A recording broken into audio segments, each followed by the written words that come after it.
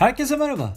Geçtiğimiz günlerde Apple bazı iPhone 7 modelleri için bir onarım programı başlattığını duyurdu. Bazı iPhone 7'lerde şebeke yok problemi oluştuğunu doğrulayan Apple, bu problemi yaşayan telefonlar için ücretsiz bir onarım programı sunuyor. Tabii ki tüm iPhone 7'lerde bu problem yok. Sadece Eylül 2016 ile Şubat 2018'e kadar, yani piyasaya ilk çıktığı tarihten şimdiye kadar üretilen ve Çin, Hong Kong, Japonya, Macao, Porto Rico ve Amerika Birleşik Devletleri'nde satılan iPhone 7'lerde oluşabileceği belirtilmiş. Yani eğer iPhone 7'nizi bu ülkelerden birinden aldıysanız seri numaranızı kontrol edin ve eğer seri numarası tuttuğu durumda, eğer şebeke problemiyle karşı karşıyaysanız bu problemi gidermek için ücretsiz servis programından yararlanmaya çalışın. Ancak ülkemizdeki Apple Store'larda şu anda program uygulamaya geçmedi. Yine de problemi gidermek için Apple Store Türkiye ile iletişime bir geçin derim. Şebeke yok probleminin hangi seri numaralı iPhone 7'lerde oluştuğu da belirtilmiş bu duyuruda. Telefonunuzun seri numarasını kontrol etmek içinse